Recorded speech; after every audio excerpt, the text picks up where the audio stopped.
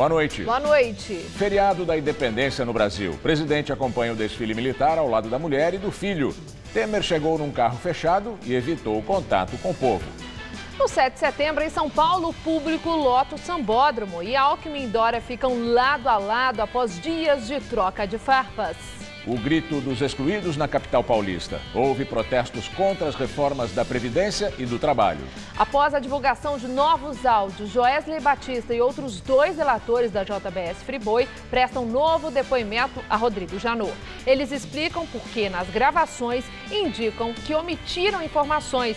Eles podem ser processados, presos e o acordo de delação cancelado. Alguns petistas falam em expulsar o ex-ministro Antônio Palocci do partido.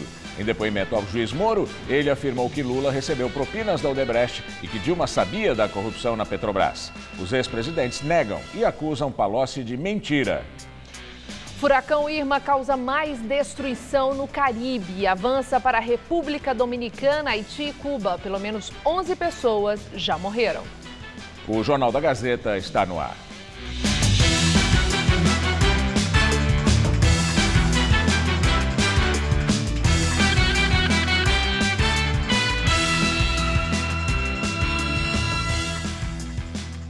Milhares de pessoas acompanharam o desfile de 7 de setembro no Sambódromo do Anhembi, aqui em São Paulo.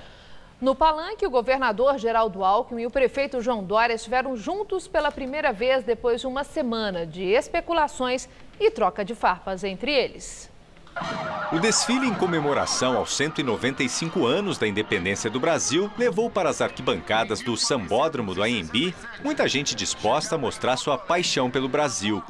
Apesar das notícias ruins estamparem os noticiários do país, como a corrupção na política, o sentimento ainda é de esperança. O Brasil é um país maravilhoso, gente. Só precisa ter garra, ter honestidade e sinceridade no nosso país. Para Giovanni, que vem de uma família de militares, esta é a melhor data para expressar este sentimento de patriotismo. O que me motiva a estar aqui hoje é isso, é o amor à minha pátria, é o amor ao meu país. Dona Marlene está com 80 anos de idade e chegou sozinha para ver o filho desfilar. Fez questão de vestir as cores verde e amarela. Vamos ter esperança, se Deus quiser. As arquibancadas ficaram cheias. A estimativa da SP Tours é que 30 mil pessoas acompanharam o desfile.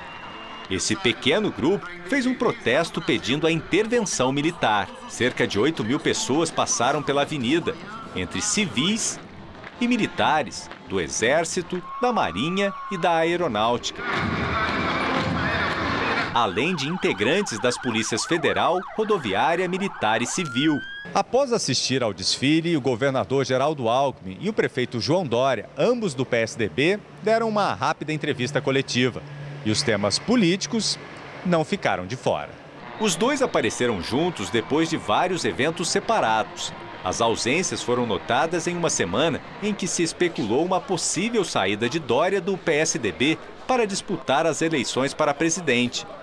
Dória afirmou que não há nenhuma intenção de mudar de partido e elogiou o governador, seu padrinho político e o PSDB.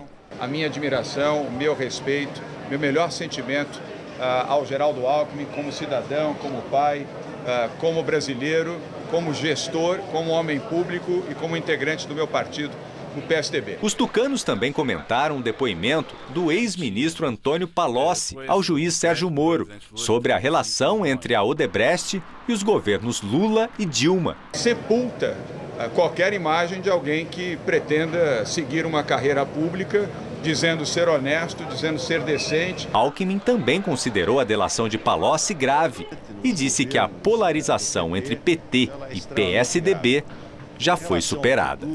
Eu acho que essa polarização PT-PSDB, ela é coisa do passado. Eu acho que isso passou, o país vive uma situação de grande dificuldade e por isso a necessidade de reformas, construção de um mínimo de convergência no país para que a gente possa avançar. E mais uma edição do Grito dos Excluídos, grupo ligados a movimentos sociais protestaram contra as reformas propostas pelo governo federal. Houve manifestações em 10 capitais.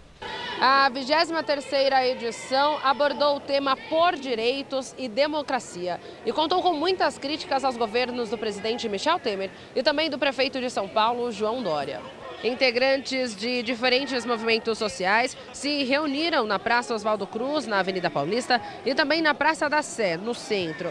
Representantes do Partido Comunista Brasileiro também participaram. Algumas pessoas organizaram um panelaço.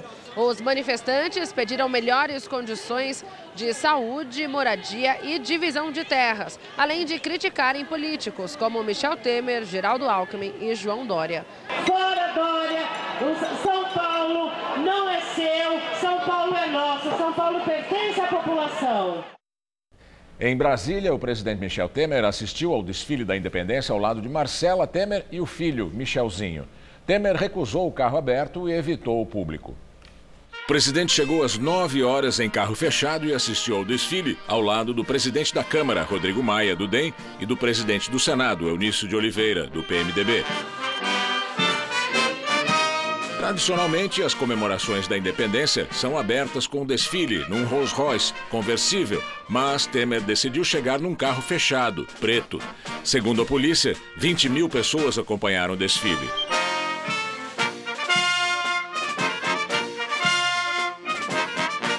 O presidente da Câmara dos Deputados, Rodrigo Maia, do DEM, disse que uma eventual denúncia contra Temer não vai chegar à Câmara com descrédito, após os novos áudios dos executivos da JBS Friboi. Respeitamos a PGR e o Ministério Público, nada tem descrédito. Agora, os deputados podem ter convencimento ou não de que há condições, há necessidade nesse momento ou não, de aceitar a denúncia. Na primeira, não havia, segundo o plenário, elementos, mas nós respeitamos qualquer decisão da PGR. Ainda segundo Maia, a Procuradoria-Geral da República vai tomar uma decisão correta e dura sobre o caso dos delatores da JBS. O presidente da Câmara disse ainda que espera que o governo ajude para colocar a reforma da Previdência em votação até metade de outubro.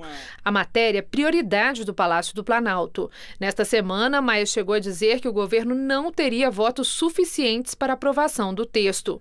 Por se tratar de uma proposta de uma emenda à Constituição, a reforma precisa de 308 votos dos 513 deputados para ser aprovada.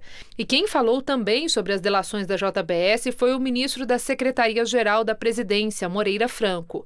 Ele afirmou que espera que a denúncia contra os delatores seja tratada com cuidado e que o governo possa dar continuidade à votação da reforma da Previdência. Rigorosamente, todos esses episódios contribuíram muito para que a situação econômica não tivesse o ganho que poderia ter. Os números que temos hoje poderiam ser muito maiores. A reforma da Previdência não tivesse havido toda essa espetacularização, já poderia estar sido votada, estaria tudo muito bem. Joesley Batista e outros 2 delatores da JBS prestaram depoimento na sede da Procuradoria-Geral da República em Brasília. O empresário negou a atuação do ex-procurador Marcelo Miller. Joesley Batista chegou a Brasília no jato particular dele e seguiu para a sede do Ministério Público Federal. O depoimento faz parte da investigação que pode cancelar a imunidade concedida ao empresário no acordo de delação. Para o procurador-geral Rodrigo Janot, o teor do diálogo entre Joesley e o executivo da JBS Friboi, Ricardo Saldi, indica que os delatores omitiram informações. Nesse caso, poderiam ser processados e presos. Num trecho da gravação, Joesley dá a entender que eles foram beneficiados na negociação do acordo por informações privilegiadas repassadas pelo então procurador Marcelo Miller. A estratégia do dono da JBS é negar, principalmente, que ele tenha sido orientado pelo então procurador a gravar o presidente da República. No diálogo com o Saldi, Joesley diz que conversou com Marcelo Miller no início de março, antes, portanto, do encontro dele com Temer no porão do Palácio do Jaburu. Um flagrante preparado com a ajuda de um agente público é uma prova que poderia vir a ser invalidada, como quer Michel Temer. Mas para Janot e também para a maioria dos ministros do Supremo Tribunal Federal, mesmo que benefícios aos delatores sejam suspensos, as provas provenientes do acordo permanecem válidas e as informações aproveitadas nos processos. Joesley sustenta que Miller apenas explicou, em linhas gerais, como deveriam ser preparados os anexos e que pensou que ele já estivesse afastado da Procuradoria. Marcelo Miller permaneceu como procurador durante um mês após ter pedido demissão do Ministério Público. Foi exonerado em 4 de março, porém com efeitos legais só em 5 de abril. Nesse meio tempo, teria se apresentado como advogado e negociado o emprego no escritório que cuidou do acordo de leniência da JBS, caso do qual posteriormente se afastou. O ex-procurador também é um dos investigados e foi intimado a prestar depoimento amanhã. Ele nega que tenha cometido irregularidades. Um possível pedido de revisão no acordo da JBS deve ser submetido ao ministro relator no Supremo, Edson Fachin, que decide se analisa sozinho ou leva a discussão para o plenário da Corte. Alguns petistas querem expulsar o ex-ministro Antônio Palocci após ele ter afirmado em depoimento que o ex-presidente Lula recebeu propinas da Odebrecht e que a ex-presidente Dilma também sabia dos esquemas de corrupção na Petrobras. Na linha de frente, o PT vai tentar desqualificar o Instituto da Delação Premiada. Palocci ainda não fechou o acordo com a Justiça. Ele faz a negociação há meses. O ex-ministro está preso desde setembro do ano passado e na Lava Jato já foi condenado a 12 anos de prisão. Em defesa dos ex-presidentes, o PT vai dizer que as declarações foram uma forma de desespero de alguém que quer sair da cadeia. Para a legenda, o depoimento do ex-ministro é contraditório, porque ele já tinha negado a participação em crimes. Palocci é fundador do PT, foi coordenador da campanha presidencial do PT em 2002 e ministro da Casa Civil de Dilma e da Fazenda de Lula. Num dos trechos do depoimento, o ex-ministro contou ao juiz Sérgio Moro que o pré-sal financiaria projeto do PT no poder. Ele afirmou ter conversado com Lula em 2007 sobre o assunto. De acordo com ele, Lula teria demonstrado preocupação, mas depois estimulou o esquema. O presidente falou, foi a primeira vez que ele falou dessa maneira, tão direta. Mas ele falou, olha, eu chamei vocês aqui porque o pré-sal é o passaporte do Brasil para o futuro, é o que vai nos dar combustível para um projeto político de longo prazo no Brasil. Ele vai pagar as contas nacionais, vai ser o grande financiador das contas nacionais, dos grandes projetos do Brasil. E eu quero que o Gabriele faça as sondas pensando neste grande projeto para o Brasil. Mas o Palocci está aqui, Gabriele, porque ele vai lhe acompanhar nesses projetos para que eles tenham total sucesso e para que ele garanta que uma parcela desses projetos financie a campanha desta companheira aqui, a Dilma Rousseff, que eu quero ver eleita presidente do Brasil.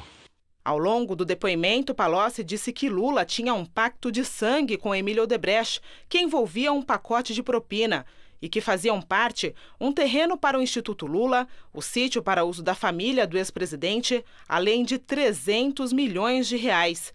De acordo com o ex-ministro, as propinas foram pagas pela Odebrecht para agentes públicos, em forma de doação de campanha, em forma de benefícios pessoais, de Caixa 1 e 2. Agora o comentário de Josias de Souza, direto de Brasília. Ele fala sobre o depoimento de Palocci ao juiz Sérgio Moro. O depoimento de Antônio Palocci a Sérgio Moro marcou o início de uma nova fase do PT. Foi deflagrada a etapa da antropofagia dos petistas. Pode demorar um pouco, mas eles vão se comer uns aos outros. E a verdade, que já foi esfregada na cara de todos pelas descobertas da Lava Jato, prevalecerá sobre a ficção que o PT criou para si mesmo.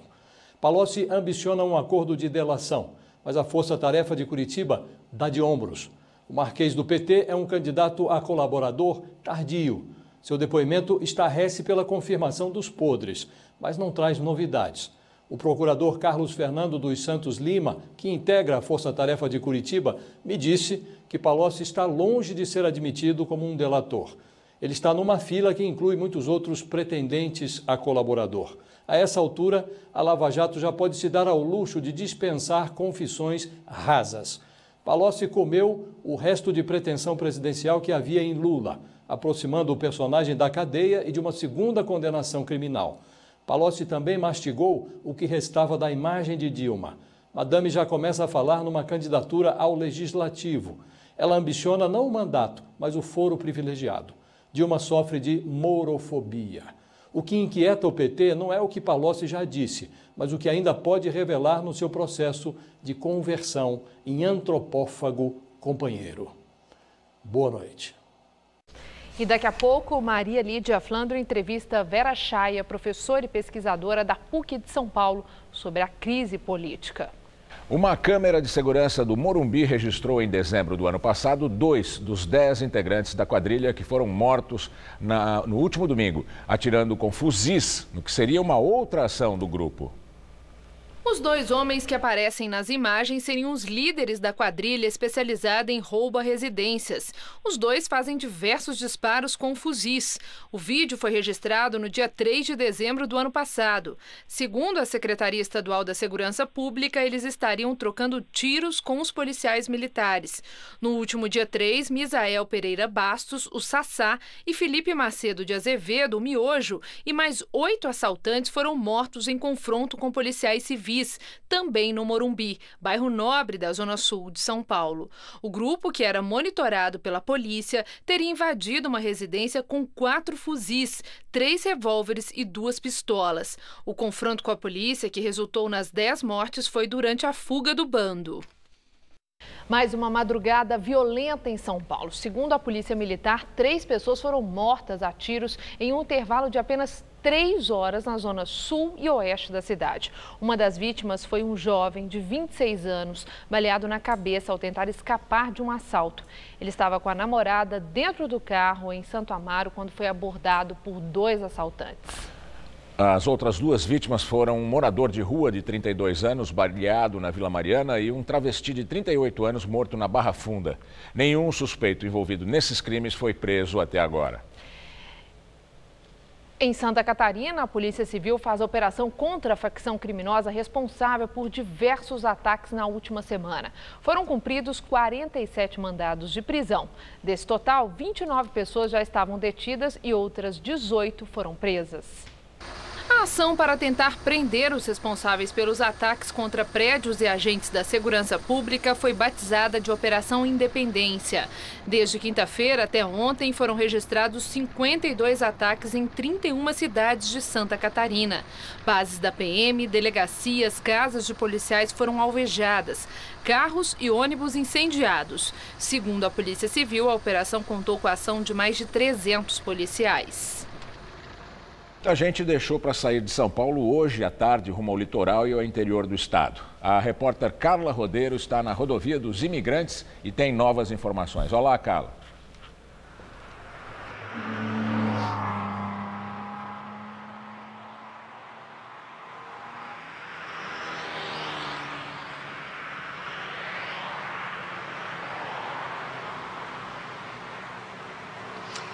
Com a Carla ao vivo lá da rodovia dos Imigrantes para mostrar o movimento das pessoas que resolveram ir para o litoral ou para o interior ainda hoje. Pois é. E quem ficou aqui, né? Teve um feriado de muito calor, muito sol, mas com umidade muito baixa também, né?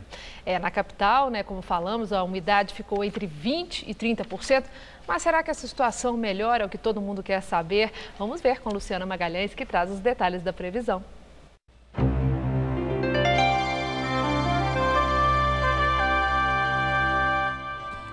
O tempo continua firme em boa parte do Brasil, com temperaturas acima da média para esta época do ano. E o ar seco continua, principalmente no centro-oeste, em Minas e em São Paulo. Para amanhã, são esperadas pancadas de chuva no sul gaúcho e no litoral do Espírito Santo. Já na faixa leste, entre a Bahia e o Rio Grande do Norte, pelo menos até a próxima semana, as pancadas de chuva seguem frequentes. E à tarde será quente em várias capitais.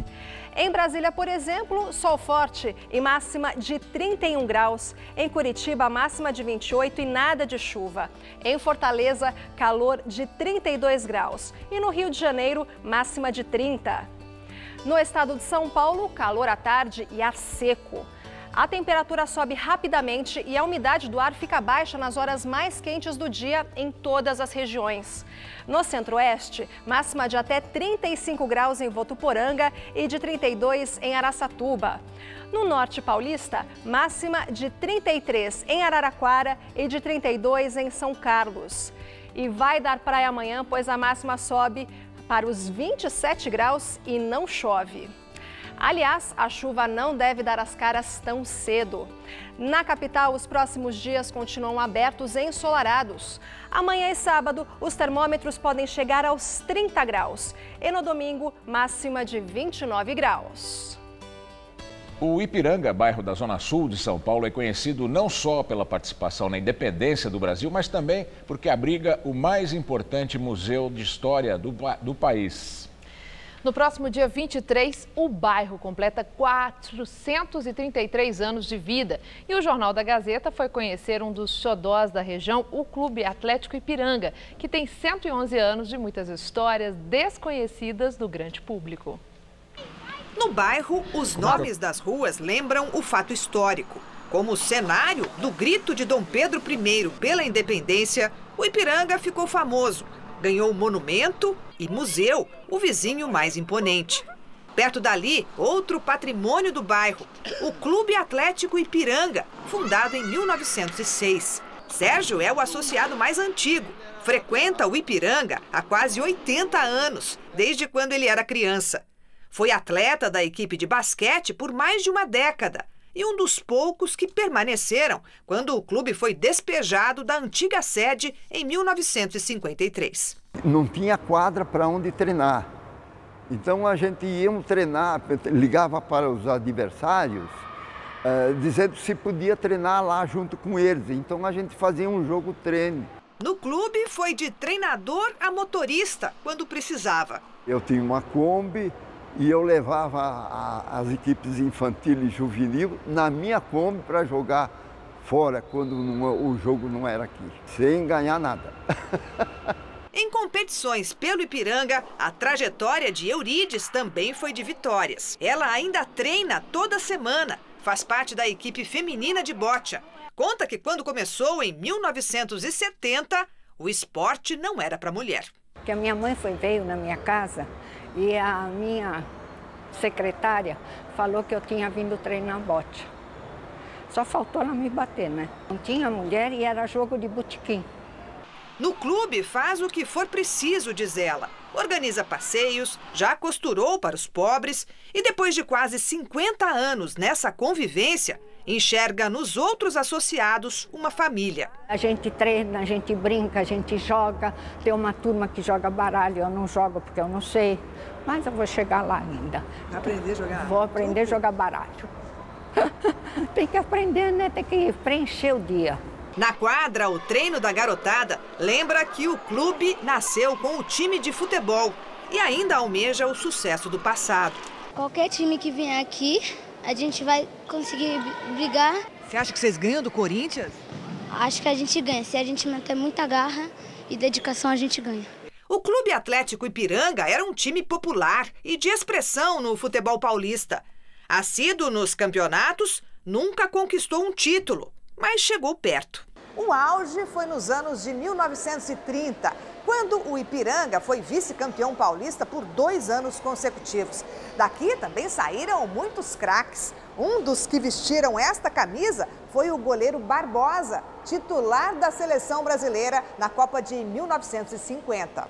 Quando foi rebaixado para a segunda divisão em 1959, o Ipiranga encerrou a atividade profissional no gramado.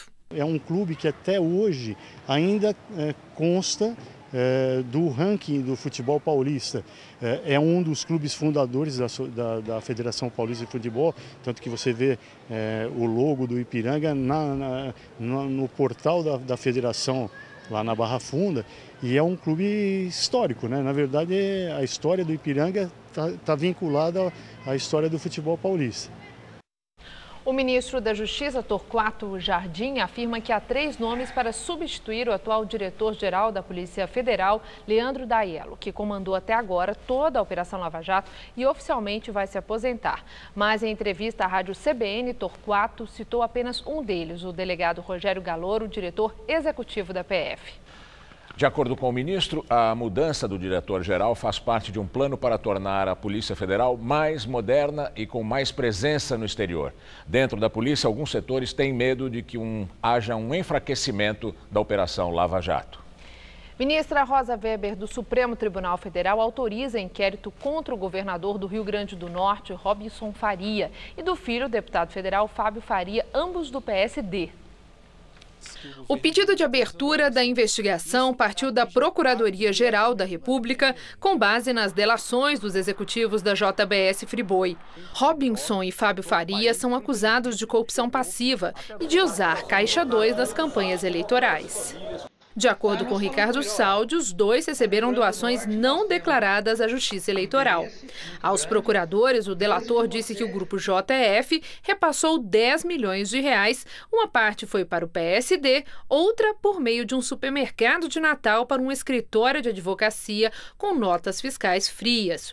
O objetivo era que a Companhia de Água e Esgoto do Estado do Rio Grande do Norte fosse privatizada. Segundo Rodrigo Janot, apesar de ter tido o pagamento, a contrapartida não foi efetivada porque a empresa perdeu o interesse no projeto. O governador e o deputado federal negam as acusações. A defesa disse que a decisão da ministra é protocolar e apenas cumpre o rito previsto para a apuração dos fatos.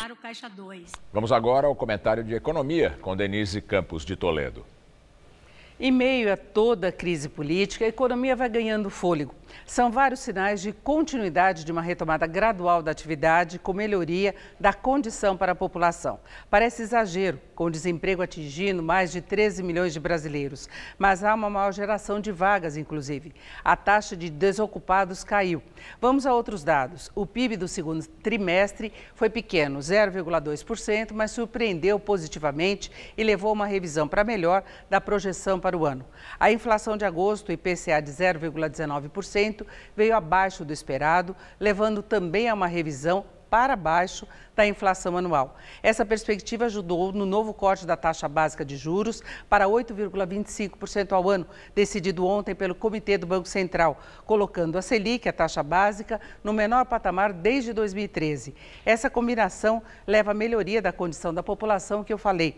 Claro que muita gente ainda sente o aperto financeiro, as consequências da crise, o endividamento continua elevado, porém é o consumo que está fazendo a economia crescer mais. A venda de veículos cresceu, comércio e serviços estão reagindo. Sinal que, para uma parcela maior dos consumidores, a situação está melhorando de fato.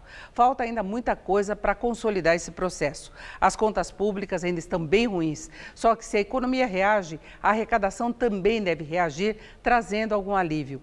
E por mais que o quadro político esteja conturbado, sem entrar no mérito da mudança, houve uma virada um pouco mais a favor de Temer. Tudo bem que novas denúncias podem implicá-lo, mas ele não está no olho do furacão, o que pode ajudar no encaminhamento da agenda econômica. Já foram aprovadas as novas metas para as contas e a TLP, taxa que será cobrada nas linhas do BNDES, pode mudar a formação dos juros no país. Pode ser que o governo consiga até aprovar alguma coisa em relação à Previdência e ainda tem um programa de privatizações. Para a economia, as indicações são mais favoráveis. A política, cada vez mais, parece caso de polícia. Boa noite e até segunda. E nós voltamos a fazer contato com a repórter Carla Rodeiro. Ela está na Rodovia dos Imigrantes e tem informações sobre a saída do paulistano no feriado. Olá, Carla. Olha, para quem está circulando na cidade de São Paulo, o trânsito está ótimo. Neste momento não há registro de lentidão, mas algumas estradas tiveram congestionamento neste feriado. Aqui na Rodovia dos Imigrantes e também na Anchieta, a operação Descida foi encerrada às 6 da tarde. Segundo a concessionária, até 380 mil carros podem passar pelo sistema com destino às praias neste feriado. Até às 6 da tarde, quase 200 mil já tinham descido a serra. Bem, agora o trânsito é bom na Anchieta, às 4 da tarde já não havia filas. E aqui na Imigrantes, a lentidão foi intensa de manhã, mas foi diminuindo ao longo do dia. Neste momento, ainda há 2 quilômetros de congestionamento na chegada ao litoral. Essas imagens que você está vendo são aqui do trecho de Diadema. No sentido interior, a condição é boa na maior parte das estradas. Onde há problema é na Regis Bittencourt, que tem 9 quilômetros de filas na Serra do Cafezal e outros 20 quilômetros no sentido contrário, perto de Embu das Artes. Bom, para quem ficou em São Paulo, hoje, feriado, não teve rodízio. E amanhã ele está suspenso. Só volta a vigorar na segunda-feira. Com vocês no estúdio. Muito obrigada, Carla. E o furacão Irma causa mais destruição no Caribe e já avança para a República Dominicana, Haiti e Cuba. Pelo menos 11 pessoas morreram. A ilha de Barbuda foi uma das mais atingidas pelo Irma. Segundo as autoridades, a região está quase inabitável. 95% das edificações do país sofreram algum dano e metade da população está desabrigada. São Martin passa por uma situação parecida. A parte holandesa da ilha está inacessível. O porto e o aeroporto foram destruídos. O olho do furacão passou ao norte de Porto Rico no começo do dia, deixando quase 70% da população sem eletricidade. A expectativa é que o Irma seja rebaixado para uma tempestade de grau 4 quando chegar na Flórida até domingo. Mesmo assim, cerca de 100 mil pessoas que moram na orla de Miami já foram retiradas e voos foram cancelados. Outros 2 furacões se aproximam do Caribe e do Golfo do México. E até agora, pelo menos 21 voos com chegada ou partida no Caribe e na Flórida foram cancelados pelas companhias aéreas Latam, Azul e American Airlines. As empresas pedem que os passageiros com bilhetes agendados para os próximos dias verifiquem nos sites as novas alterações de voos. China pede que o Conselho de Segurança da ONU tome medidas necessárias contra a Coreia do Norte, mas ainda defende o diálogo. O governo chinês pediu uma nova resposta da ONU para frear os programas nucleares e de mísseis da Coreia do Norte, mas acredita que as sanções e as pressões sobre o regime de Kim Jong-un representam metade da solução, que se completa com diálogo e negociação. A chefe da diplomacia da União Europeia, Federica Mogherini, anunciou que o bloco prepara novas sanções ao país. Ontem, a Coreia do Norte organizou uma grande festa para homenagear os cientistas que trabalharam no teste nuclear com uma bomba de hidrogênio realizado no fim de semana passado. O evento incluiu uma queima de fogos e um desfile pelas ruas de Pyongyang. Na Colômbia, o Papa Francisco elogiou o processo de paz do governo com as Farc e o ELN e pediu que o povo não caia na tentação da vingança. O Papa chegou ontem à tarde em Bogotá e foi recebido hoje de manhã pelo presidente colombiano, Juan Manuel Santos. Francisco discursou para mais de 25 mil pessoas na principal praça de Bogotá. O Papa ainda vai passar por mais 3 cidades antes de voltar para o Vaticano no domingo. Na Espanha, o tribunal suspende liminarmente a lei que permitia convocar um referendo sobre a independência da Catalunha. O primeiro-ministro da Espanha, Mariano Rajoy, e o Ministério Público espanhol atacaram o Parlamento da Catalunha por ter aprovado a lei. A consulta popular estava prevista para 1º de outubro. A região que adota o catalão como língua oficial, além do espanhol, representa 25% do PIB da Espanha. A cartilha Caminho Suave, por mais de 50 anos, ajudou a alfabetizar milhões de brasileiros. Apesar de não ser mais indicada pelo Ministério da Educação, ela ainda é publicada e usada em escolas de São Paulo. A capa é bem conhecida. A imagem das crianças indo para a escola remete a um período nostálgico da infância. A cartilha Caminho Suave está no imaginário de muitas pessoas que aprenderam a ler e escrever através dela. Esta escola, no Bom Retiro, alfabetiza crianças com a cartilha há 70 anos. Há muitos filhos de coreanos e o livro é usado para ensinar o português a eles. Eles vêm para a escola brasileira para serem alfabetizados, mas eles já vêm com uma certa alfabetização coreana. Então, a dificuldade de passar de uma língua para outra, ela é maior por falta de vocabulário. É por isso a escolha de uma cartilha. O pequeno Danilo tem 6 anos e começou a ser alfabetizado no início do ano. Essa? Casa. Casa. Quem mais? Moça. A cartilha Caminho Suave foi criada em 1948 pela educadora Branca Alves de Lima, com a intenção de contribuir para a extinção do analfabetismo no país. O método funciona com a associação de imagens e letras, conhecido como alfabetização pela imagem. Quando eu aprendi o primeiro de B, tinha barriga, B de barriga. E aí é mais fácil para aprender? Você achou mais fácil? Sim. Foram mais de 40 milhões de pessoas alfabetizadas pela cartilha em várias escolas brasileiras. E hoje, mesmo não sendo mais indicada pelo MEC como um dos principais livros da educação básica, ela continua fazendo muito sucesso. Então hoje a gente vende bastante para a escola, a gente vende muito para pais, avós, tios, que querem ajudar o seu neto, o seu filho na alfabetização. A cartilha foi publicada durante 50 anos pela Caminho Suave Edições até passar os direitos autorais para outro grupo editorial. Hoje, o livro está na edição de número 132 e custa em média R$ 48. Pelo jeito, o caminho é longo para a cartilha, que ainda vai fazer parte da história de muita gente. E para a gente que alfabetiza, a gratificação é essa. É pegar uma criança que não sabe e, de repente, tá aí para o mundo, né? Tá lendo. E agora as notícias do esporte com Estela Gontijo e Celso Cardoso. Depois do esporte, Maria Lídia entrevista ao vivo a professora de política da PUC de São Paulo, Vera Chaia. Hoje tem decisão na Copa do Brasil. Flamengo e Cruzeiro se enfrentam no Maracanã, no Rio de Janeiro. Muito boa noite, Celso Cardoso. Boa noite, Estela. É a primeira partida da decisão que premia o campeão com uma vaga na Libertadores da América em 2018. As equipes do Flamengo e Cruzeiro jogam às 9h45 no Rio. É a segunda vez que as duas equipes se enfrentam numa final de Copa do Brasil. Na primeira, em 2003, o Cruzeiro levou a melhor.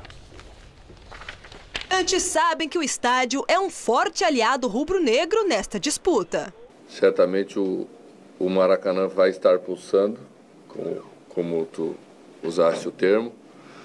E a gente vai ter que saber enfrentar essa força, né, que vem da arquibancada, que ajuda muito o mandante, e nós temos que ter um comportamento forte de equipe para saber enfrentar isso. Se o time carioca tem um reforço da magnética neste primeiro jogo, algumas dúvidas pairam sobre a cabeça do técnico Reinaldo Rueda. A primeira delas é justamente sobre quem será o goleiro. Alex Muralha, muito criticado depois da derrota para o Paraná na Primeira Liga, ou o substituto dele, Thiago. Alex es un jugador muy maduro, muy inteligente, muy equilibrado, y él ha asumido su responsabilidad, su porcentaje de responsabilidad delante del equipo, del grupo. Outro problema flamenguista é o comando do ataque. Guerreiro está suspenso e o substituto imediato dele, Felipe Viseu, machucado. No Cruzeiro, a equipe que deve começar a partida é conhecida de todos. Mas o técnico Mano Menezes faz um mistério sobre o comando do ataque. Todo mundo sabe no Cruzeiro a equipe que vai jogar quase na sua totalidade, com uma opção, ou Sobs ou Raniel. Tá aí, o Cruzeiro vai ter o seu time completo. O Flamengo tem alguns desfalques. Algum favoritismo para o Cruzeiro ou realmente Não. Os dois times... No Rio de Janeiro contra o Flamengo, ninguém é favorito. Ninguém é favorito, claro. Diante de sua torcida, o Flamengo é muito forte. Mas o Cruzeiro também tem o seu valor. Uma equipe pragmática, vai jogar para especular um contra-ataque, vai jogar fechadinho, esperando o Flamengo, tentando fazer um gol. Até porque esse gol fora de casa tem um valor importante no jogo da volta. E se voltar para Minas Gerais com um empate, é bom demais para o Cruzeiro. É verdade. Mas o Flamengo é favorito, tá, Estela? Tá certo. Domingo tem Clássico Paulista pelo Campeonato Brasileiro. Santos e Corinthians se enfrentam na Vila. Para os santistas, uma chance de ouro para diminuir a vantagem do líder, que hoje é de 12 pontos. Para o Corinthians, ampliar essa vantagem é a ordem. E para isso o técnico Fábio Carilli conta com o que há de melhor para o Clássico. O professor Fábio Carilli deve contar com o Romero amanhã no campo, treinando. E se isso acontecer, ele terá pela quinta vez apenas no Campeonato Brasileiro de 2017 força máxima. Balbuena, vindo da seleção de seu país, onde é reserva, trabalha normalmente por aqui. Reforço garantido para a zaga, assim como Arana na lateral esquerda. firme e forte, recuperado de lesão na coxa. Sem falar do Cássio e do Fagner, que defenderam o Brasil nos últimos dias. Com a equipe considerada ideal, o líder isolado pretende endurecer a vida do Santos, terceiro colocado, 12 pontos abaixo, domingo, no alçapão da Vila Belmiro. A pressão ela sempre existiu, né? E nós criamos essa pressão a partir do momento que a gente conseguiu criar essa vantagem na competição. Sabíamos que tinha muita coisa ainda, que o segundo turno seria muito mais difícil do que o primeiro. O clássico ele é cheio de pressões, né? As duas equipes do mesmo estado, se conhecem bem, né? Então acredito que o Santos, por estar jogando em casa, vai propor jogo, vai querer, né, o quanto antes ter uma vantagem no placar para que o Corinthians tenha que se expor. Como que o Corinthians vai jogar com o Santos? Então, do jeito que gosta. Fechadinho atrás, um dos pontos fortes desse time do Carille é a defesa, não por acaso é a melhor defesa do campeonato. E nessa temporada o Corinthians tem feito isso, tem dado a bola para o adversário. Quando ele tem que assumir o comando do jogo, ditar o ritmo, normalmente ele falha. Foi assim contra a Vitória, foi assim contra o Atlético Goianiense. Em contrapartida, contra equipes fortes, jogando fora de casa, o Corinthians se deu bem. Venceu o Grêmio, venceu o Palmeiras, venceu o Fluminense, venceu o Atlético. Então, pode ter a vantagem nesse jogo.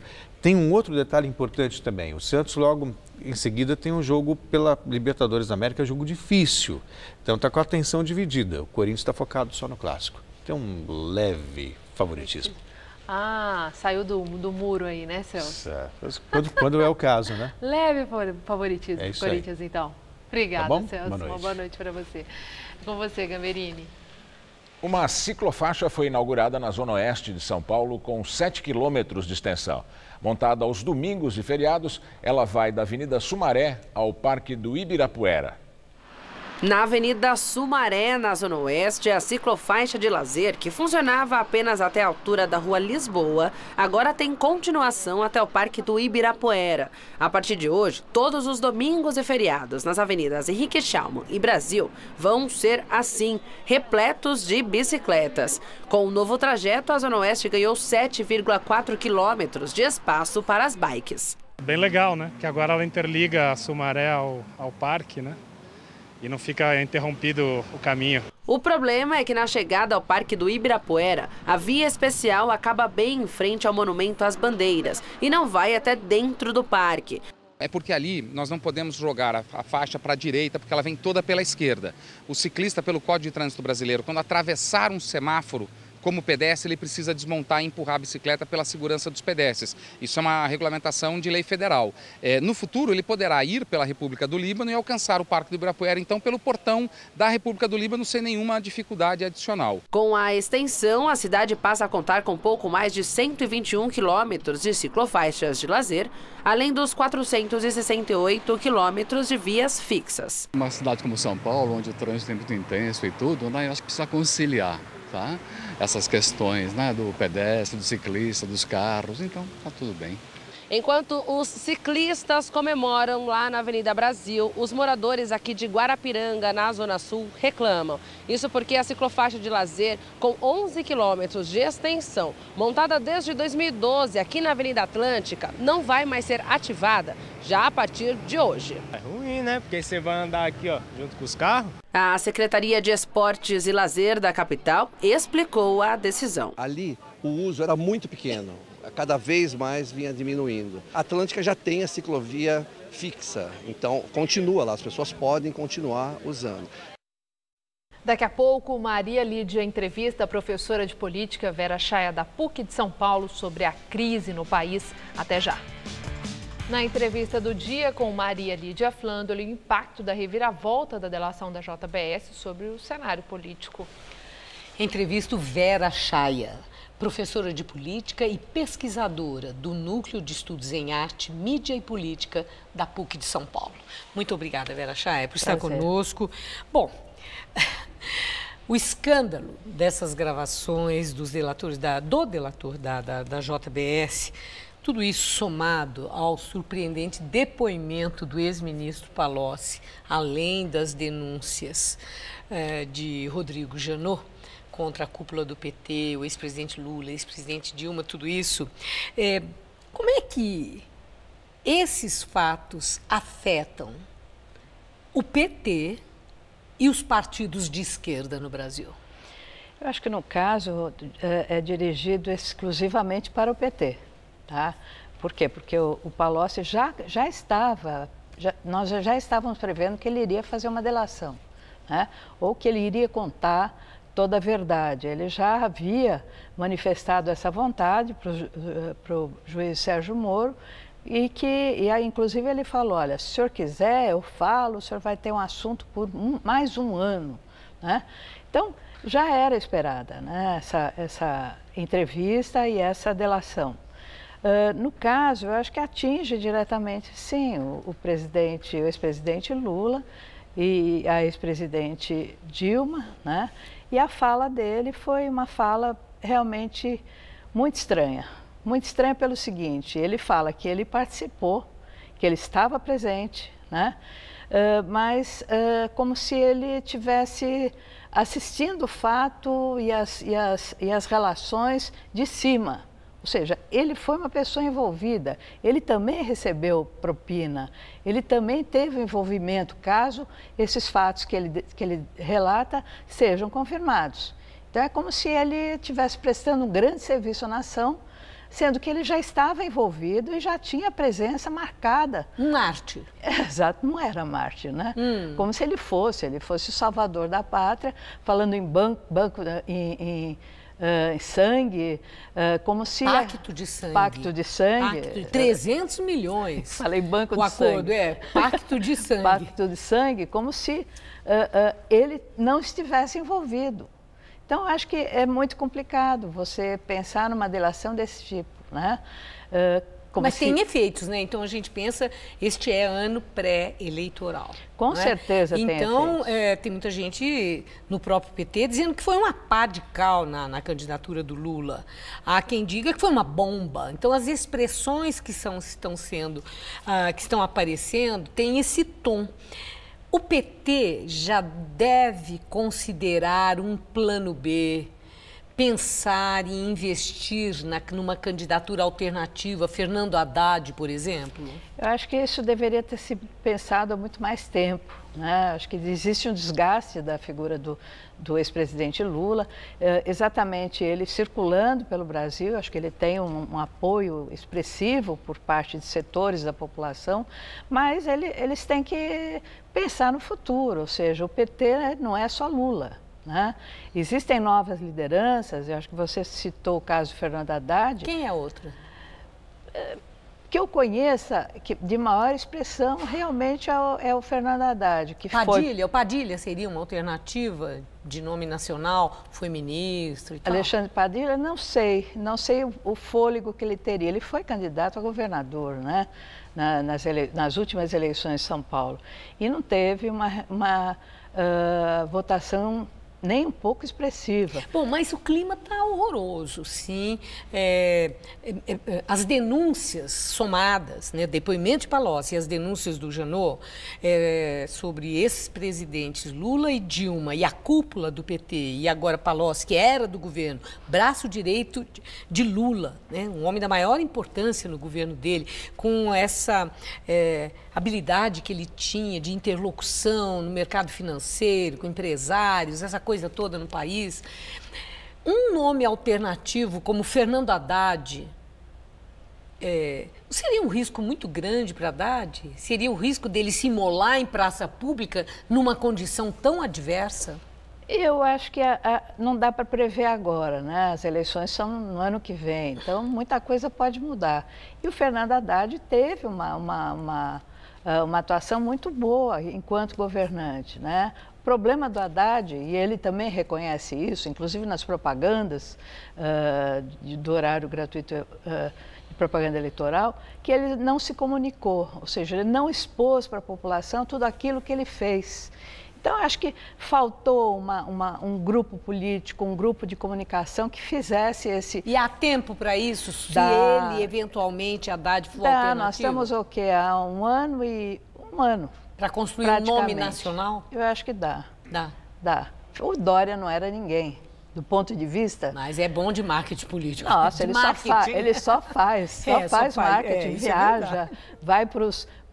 viagens para o exterior, viagens para o Brasil enquanto Quer dizer, nenhuma avaliação enquanto candidato, nenhuma avaliação como político, que ele diz que não é, mas estamos tendo que é, e nem como prefeito. O que nós estamos falando é da capacidade comprovada que ele tem de marketing pessoal. Exatamente. Né? Pessoal. Uma coisa que o Haddad não teve. Eu acho que é a questão de ajustar esse processo e... Agora, tem aí... E tentar reverter. E tudo que aconteceu não atingiu só o PT. Né? Mesmo com o PT, com essa estratégia de insistir que é o único numa atitude persecutória da Lava Jato, o PMDB foi atingidíssimo também. Grandes nomes, ministros do Temer, o próprio Temer, o PSDB, com tudo aquilo que aconteceu com Aécio Neves, né? Que continua lá, mas está esvaziadíssimo, e esse racha no partido. Quer dizer, com consequências muito fortes para esses partidos tradicionais.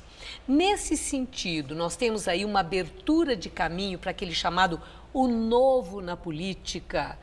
E isso pode significar a oportunidade de Henrique Meirelles, que está lá quieto, mas se apruma todo com os melhores indicadores, pequenos ainda, mas que estão aparecendo na economia? Ele já ocupou cargos no Legislativo, né? Eu acho que o Henrique Meirelles não é um novo. De jeito nenhum, ele está mostrando todo um caminho, toda uma sistemática para atuar e para trabalhar a economia, né? E que está dando certo. Certo, claro, com ajustes, com uma série de problemas, mas ele está se empenhando. Quer dizer, o slogan de novo não é para ele? Não, de novo não é. Acho que o que a gente vê, e isso me amedronta muito, é a presença do Jair Bolsonaro. Aí sim. Ontem, com perspectiva de crescimento? Perspectiva de crescimento. Não sei se para ganhar uma eleição, mas a gente está vendo manifestações... Bom, na província, sim, lá no Rio de Janeiro, ele foi muito aplaudido e o Crivella vaiado, né? Aqui em São Paulo, a gente tem uma representação muito conservadora. No caso, nós tivemos uma manifestação de cidadãos a favor da volta dos militares na política. Então, essa é uma demanda, enfim, de setores da população e, com isso, o Jair Bolsonaro ganha espaço. A democracia está vulnerável, a democracia brasileira, com toda essa crise de credibilidade, com todas as denúncias de corrupção, essa coisa toda entre as instituições, esse clima de indisposição e de conflito.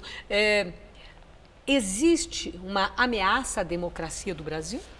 Acredito que não. Mas não é aquela democracia que a gente conhece em termos de desenvolvimento econômico, de incorporação dos setores mais pobres da população. Não é uma democracia em todos os sentidos, né? É uma democracia formal, uma democracia que se pensa num processo eleitoral de renovação das elites no poder, mas não que incorpore grandes setores da população. E eu agradeço muito sua análise. Muito obrigada, uma boa noite. Obrigada. Gamberini. O Jornal da Gazeta termina aqui. A edição de hoje pode ser vista no site do Jornal da Gazeta. Mais notícias em nossa edição das 10. Uma boa noite, até lá. Boa noite e até amanhã.